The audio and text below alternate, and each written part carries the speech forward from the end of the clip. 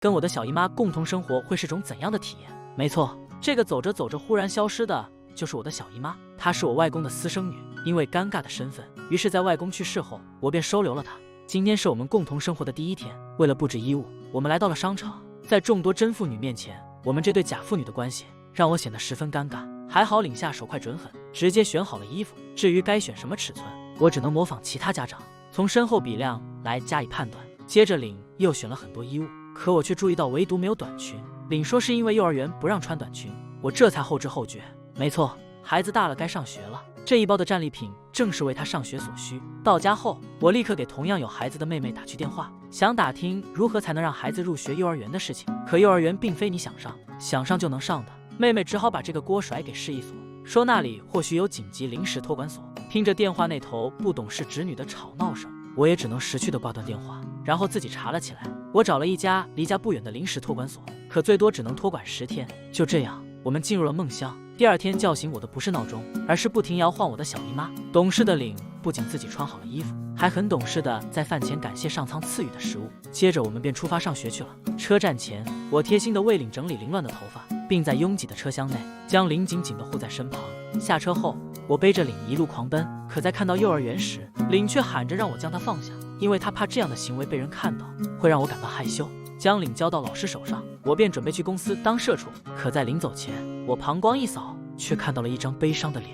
是的，领曾是被人抛弃的孩子，所以我伸出手指跟领拉钩，承诺下班后一定会回来接他回家。虽然领失落的表情不曾散去，但我并无余力去思考这些，因为大人们生儿不养的过错，让领小年纪就需要承担孤独。或许领的悲伤是误以为我也会将他抛弃，但我绝对不会让那种事再次发生。为了能够在下班后立刻跑去接领放学，我甚至连午休时间都用来加班。我拼命的工作，而领也与小伙伴们熟络起来。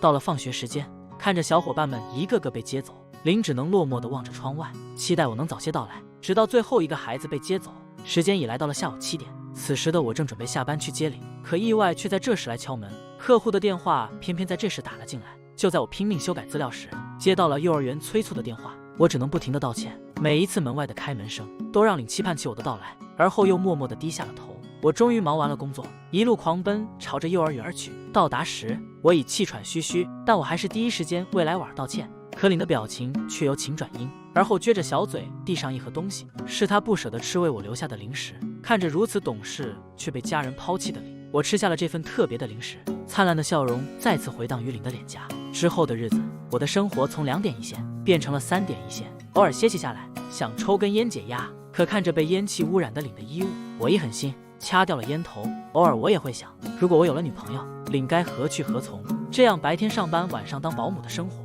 让我这个零失误的人竟在工作中犯了错。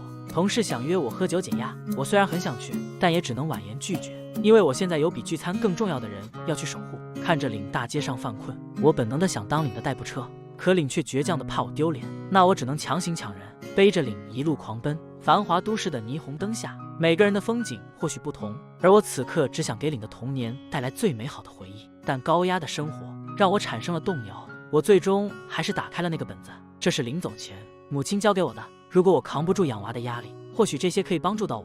这是一本领的出生手册，或许可以通过它找到领的亲生母亲。